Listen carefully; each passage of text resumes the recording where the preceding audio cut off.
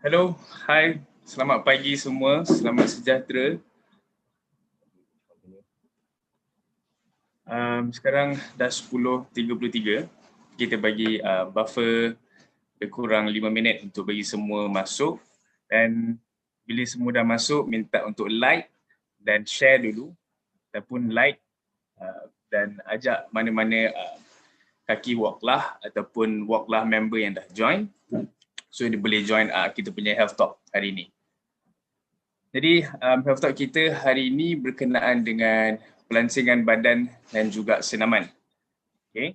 Jadi bagi yang belum masuk, yang tidak masuk, jangan lupa untuk like dulu.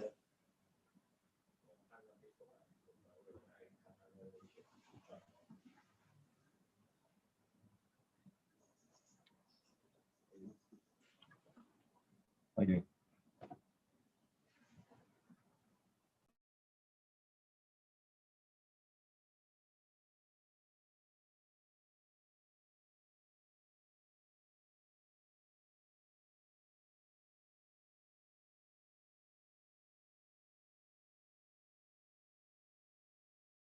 To klik. Dia send the link.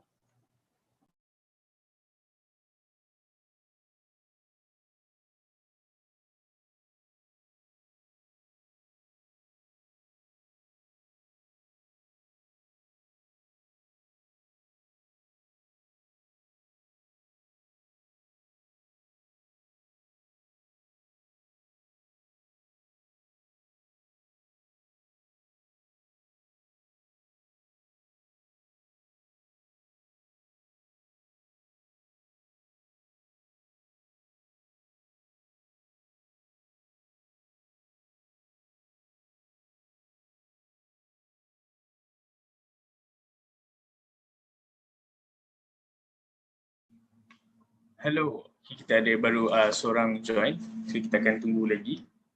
Right, so saya akan mulakan kita punya health talk. Wow, pasal macam mana nak kuruskan badan dan senaman apa yang sesuai.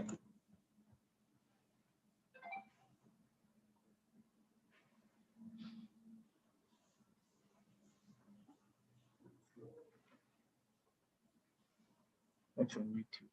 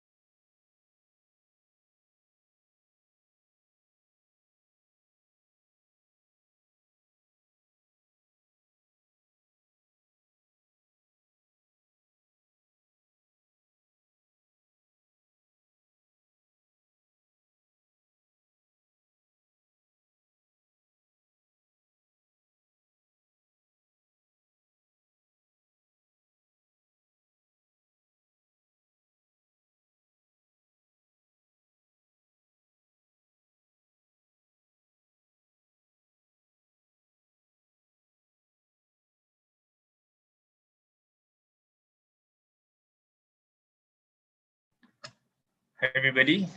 Hai semua. Selamat sejahtera, apa khabar? Okay, lagi sekali saya nak kenalkan diri saya. Nama saya Adli. Saya juru terapi senaman dan juga seorang pelatih bagi kaki Walklah.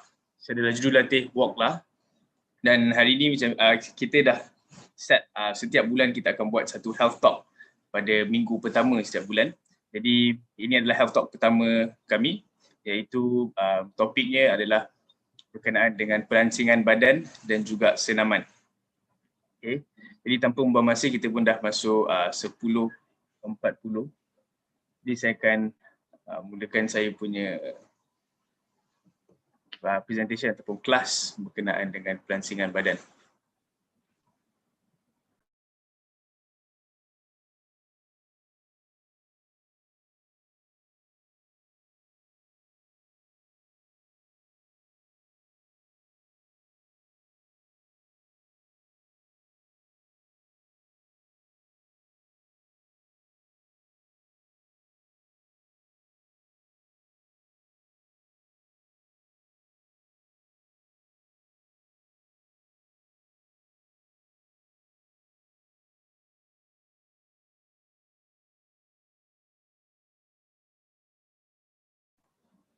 Ya, semua boleh nampak slide? Alright. Bismillahirrahmanirrahim. Jadi, sebelum saya mulakan saya punya talk hari ini, saya nak tanya berapa ramai yang dekat rumah ataupun yang dekat mana-mana sekarang ada timbang tak berat waktu PKP ni? Sebab sekarang kita dalam lockdown dan ini adalah PKP 3.0 kita. Dan saya percaya ada yang berat yang tengah naik sekarang. Sebab kita dekat rumah, kebanyakan orang tak berapa nak bergerak sebab tak boleh nak buat aktiviti yang kita selalu buat selama ni. Jadi kita biasa dulu pergi kerja, ada yang commute, ada yang kena naik train, ada yang kena naik taksi, mungkin ada yang berbasikal. Memang kena berjalan. So bila kita bekerja pun kita kena parking, still kena jalan. Masih kena jalan walaupun kita dapat kereta, kena jalan ke satu tempat. Tapi bila kita dah start kita work from home, bekerja di rumah, aktiviti-aktiviti yang biasa kita buat tu dah tak dapat nak kita buat lagi dah. Jadi itu saya nak tanya, ada tak yang berat badan dia naik sekarang ni? Saya rasa ada. Okay? Sebabkan kita dah kurang aktiviti.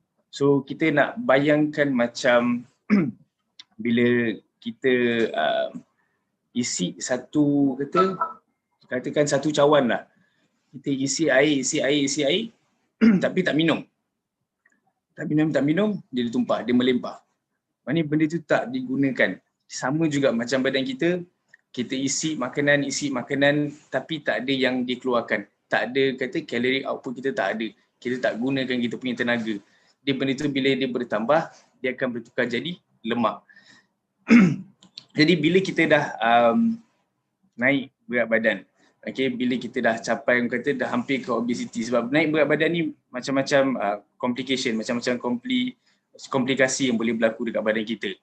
Salah satu bila kita dah sampai ke tahap obesity, kita akan dapat masalah jantung. Kita punya kolesterol mungkin tinggi.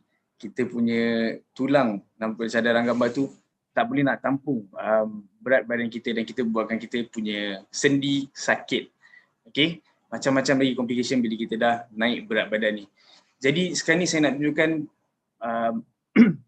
macam mana kita nak turunkan berat badan kita dengan senaman dan juga lain-lain waktu tengah PKP ni, waktu pandemik dan waktu sekarang. Kalau lepas PKP pun masih boleh kita gunakan apa yang saya nak share hari ni.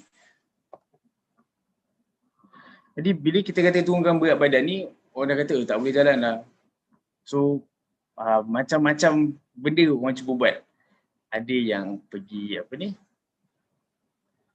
ini salah satu daripada mitos-mitos pelancongan badan yang saya nak cakap tadi. Ada yang kata urut boleh kurangkan berat badan. Ada yang kata krim boleh kurangkan berat badan. Body wrap boleh kurangkan berat badan. Ini adalah perkara-perkara mitos yang selalu kita dengar, selalu kita nampak yang buat bentuk kurangkan berat badan ataupun nak buang lemak katanya. Kan? Untuk ada yang ice pack, remove stomach fat. Okay, itu dia gunakan teknik ice. Okay. Produk herba pelancingan ini adalah salah satu produk yang paling famous atau paling terkenal dengan dalam kalangan orang Malaysia kita. Dan kalau yang yang Melayunya akan pergi ke kedai jamu. Pergi kedai jamu, beli teh herba, teh pelancing, katanya untuk detox, buang lemak. Bila minum teh banyak sangat perut kembung, buang lemak sekali. Okay. So ini antara mitos-mitos yang banyak orang salah faham. Oh, minum air kurus. Lepas tu pergi buat letak body wrap, kurus. Itu adalah perkara-perkara yang mustahil untuk kita buat untuk kuruskan badan. Saya sekarang nak menceritakan perkara yang kita boleh buat dan tidak mustahil. Okay. So, nombor satu macam mana? Apa nak buat nombor satu kan? Nak kena jaga makan ke Adi? Nak kena buat apa ni? Exercise nak kena berapa banyak? Okay. Ini salah satunya lagi. Pil kurus. Selain daripada teh tadi tu, pil kurus. Okay. So pil kurus ni yang difahamkan bila makan tak rasa lapar. Okay. So ini salah satunya. Okay. So macam mana nak kurus? Saya balik pada tadi. Macam mana nak kurus? Okay. Saya percaya sebelum PKP ni pun ramai dah cuba. Okay, hari ni nak berubah. Okay, hari ni nak kurus. Hari ni nak kurus. Okay, nak berubah. Okay. Lepas tu bila nak start je berubah, macam-macam alasan ada. Macam tengok dekat gambar pertama tu, makanan dah panggil. Kan? Lepas tu kan nak tengok, lepas tu nak start exercise, dah ada Netflix, ada movie pula, ada yang tengok drama Korea. Banyak benda yang kata jadi penghalang untuk kita. Dan ada pula jenis orang yang hidup untuk makan, bukan makan untuk hidup. Ini antara kata alasan-alasan dan halangan untuk orang-orang kita ni sekarang untuk berubah untuk ke arah yang lebih bagus, towards a healthy lifestyle, ke arah lifestyle yang sihat. Jadi, nombor satu. Ini saya percaya semua akan suka dengan step nombor satu ni sebab saya tak usik pemakanan, saya tak begitu, nak kena diet, nak kena kurangkan ni, nak kurangkan tu. Tak perlu. Kekalkan cara pemakanan semua orang, kekalkan cara pemakanan anda tanpa ada penambahan ataupun pengurangan. Jadi kalau kita breakfast dengan nasi lemak, makan, lepas tu makan kuih, ada yang jenis makan bakso, yang suka makan char kway teow, teruskan apa yang anda makan sekarang, jangan tambah dan jangan kurangkan. Cuma satu je saya nak tambahkan senaman. Add exercise, tambah senaman. Sebab sekarang ni macam saya cakap awal tadi, kita isi air tapi tak minum. Isi sesuatu tapi tak guna. Jadi kita nak gunakan benda tu. Jadi maintain je apa yang kita ambil tu. Sekarang kita nak gunakan dia. Okay. Jadi macam ni nak gunakan nombor 2. Bersenam pada masa yang betul. Kalau pasang kat sini, 5 pagi hingga 7 pagi, 12 petang, 12 tengah hari hingga 1 tengah hari, 6 petang hingga 7 petang. Apa yang agak-agak anda boleh observe ataupun apa yang boleh lihat dengan pattern masa ni. Okay. Kalau yang pernah buat diet ni mungkin tahu ataupun pernah baca pasal masa-masa bersenam ni. Jadi tujuan kenapa kami pilih masa bersenam macam ni sebab kita nak bersenam sebelum kita makan. Okey, macam 5 hingga 7 pagi sebab biasa kita breakfast dalam pukul 8, 9. Jadi kita akan buat pada waktu pagi. Okey, sebelum breakfast, sebelum pemakanan tu kita apply kita punya exercise, kita apply kita punya senaman. Lepas tu 12 hingga 1 tengah hari. Okey, 12 hingga 1 tengah hari kita makan tengah hari pula tu kalau nak bersenam tengah hari. Okey, 6 hingga 7 petang itu yang untuk makan malam. Jadi lepas kita exercise 6 hingga 7 petang kita boleh startkan makan malam kita. Okey. Macam mana? Bagaimanakah anda perlu rasa selepas anda bersenam? Kebiasaannya ramai orang yang dekat luar confused. Apa itu bersenam, apa itu sukan. Okey, kebanyakan mereka kat luar sana ada yang kata, saya exercise, saya main futsal, saya exercise, saya main badminton. Tak. Sebab tu bila kita tanya, kau exercise okey tak? Awak exercise okey tak selama ni? So, penat lah, letih lah, malas lah nak buat. Sebab dah confuse antara sports dengan exercise, sukan dan senaman. Jadi kalau kita buat senaman, kita ada cara kita nak buat, berapa banyak kita nak buat. Jadi bila kita kontrol, kita kawal benda tu, kita dapat kawal. Dan kita patutnya bila kita lepas bersenam, sebabkan kita dah bagi kata spesifik ataupun benda yang teliti terperinci, berapa banyak kita nak buat, berapa lama kita nak buat dalam satu senaman tu. Contohnya kalau kita skipping, berapa lama nak buat. Okay, ada yang gunakan kita panggil reps, berapa banyak kali nak pusing. Okay, satu kalau katakan buat push up, berapa banyak nak buat push up, bila nak berhenti, bila nak rehat. Jadi bila ada semua tu, dan kita takkan rasa macam dalam gambar tu, habis KO, rasa lesu, tak selesa, esok badan mungkin rasa sakit sangat.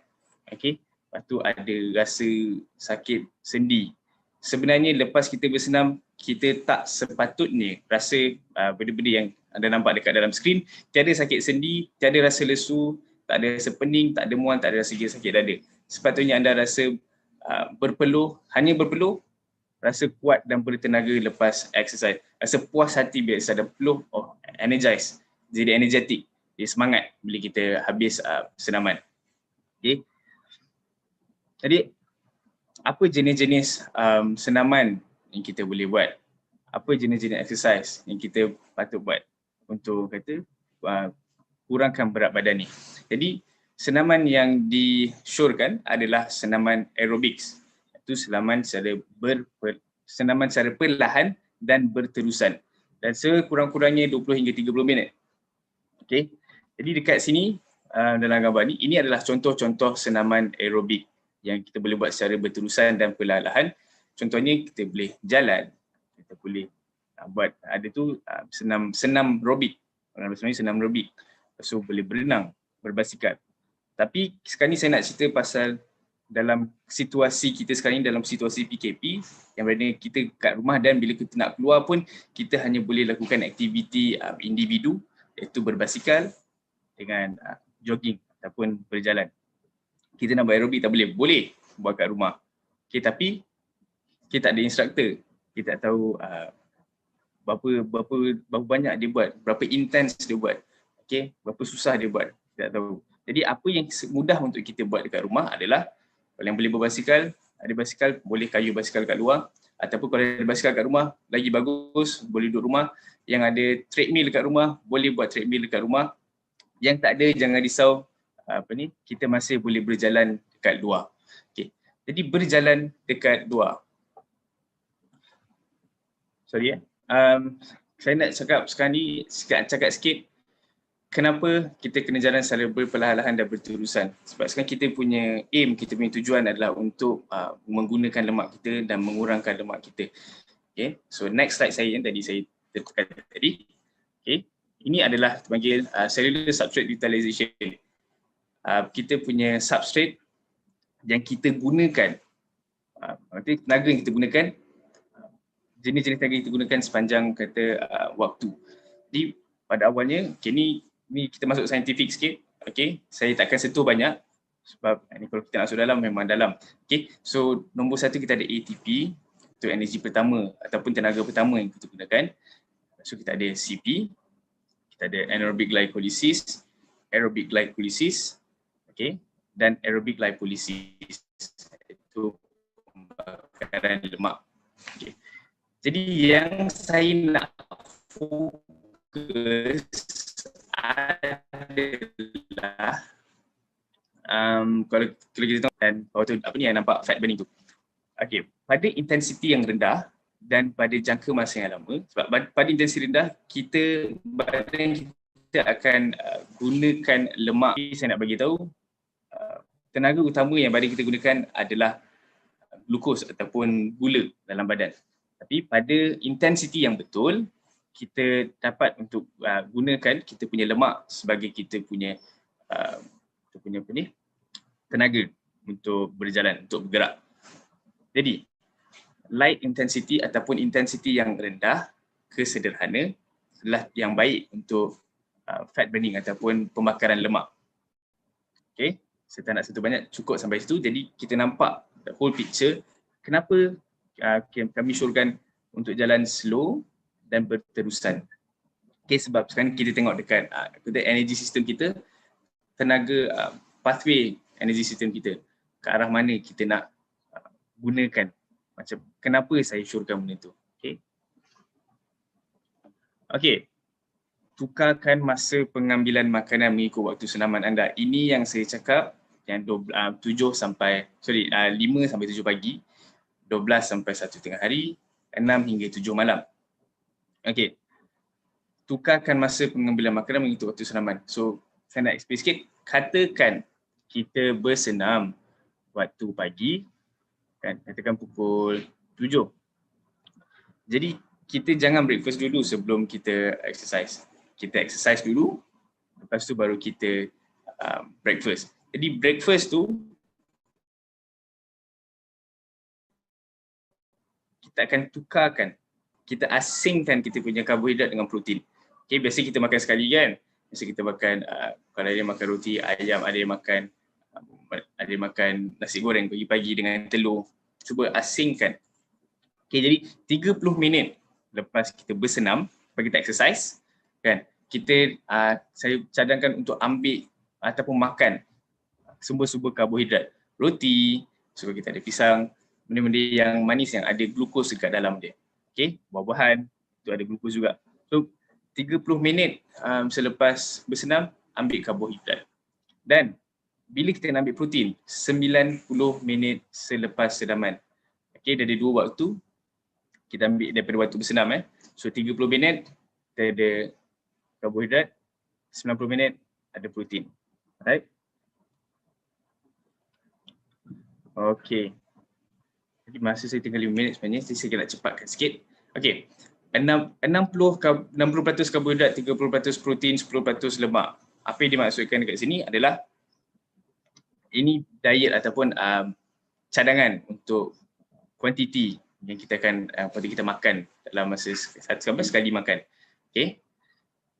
Okey, lemak dibakar dalam api karbohidrat.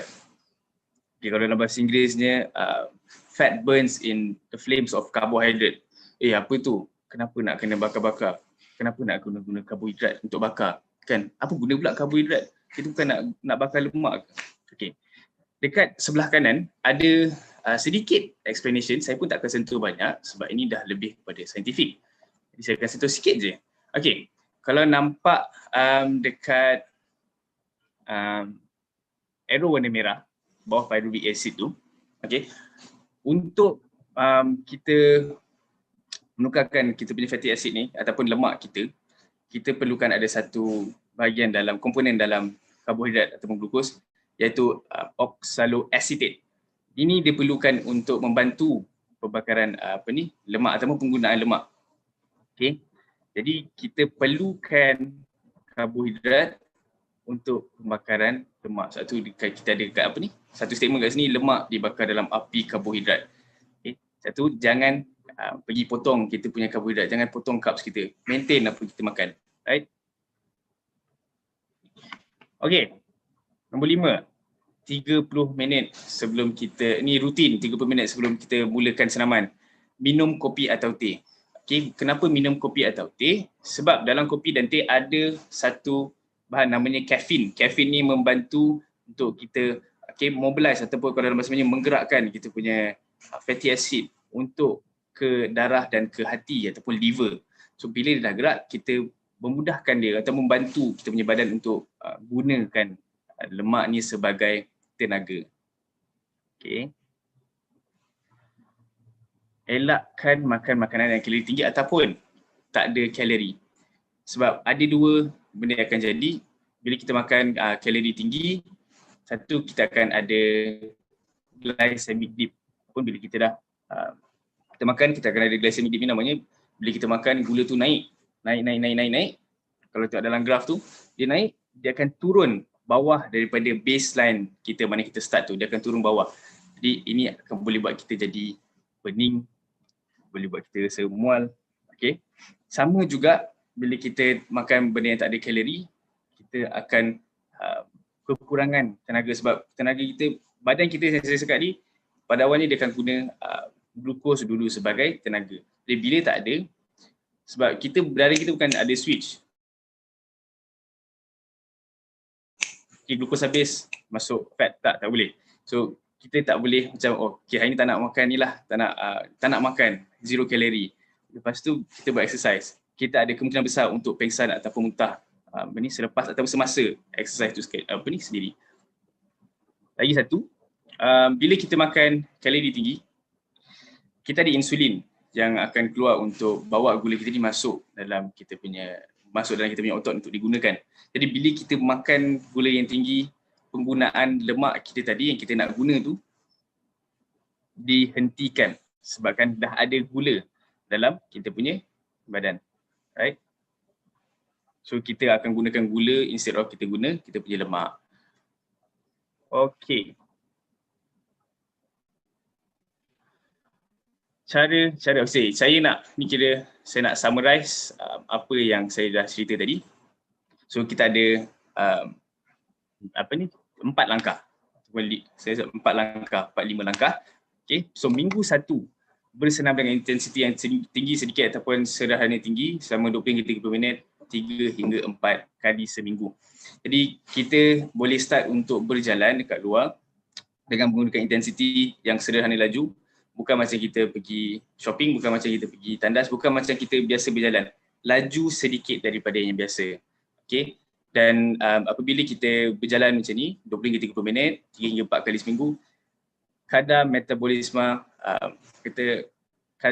metabolism kita akan meningkat. So, BMR kita akan meningkat kepada 30%, 24 hingga 48 jam seterusnya. Okay, so cara ni kita akan mengajar badan kita untuk menggunakan lemak ataupun kita naikkan metabolism lemak tu, penggunaan lemak sebagai tenaga. Okay. Okay, dan minggu kedua start untuk minum kopi ataupun teh 30 minit sebelum bersenam. So ingat langkah 1, kita start exercise dulu. Minggu kedua kita start untuk minum kopi ataupun teh sebelum bersenam sebab saya cakap tadi kafein membantu untuk menggerakkan lemak ke salur darah dan juga ke hati kita untuk digunakan sebagai tenaga.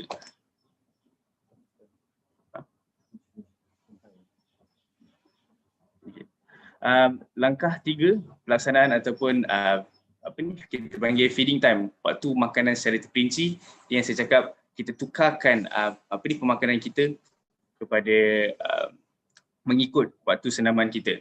So bila kita tukar waktu senaman tadi, kita tukar waktu makanan mengikut waktu senaman. Di makan tengah hari, kita makan lepas kita bersenam, makan malam kita ambil lepas bersenam.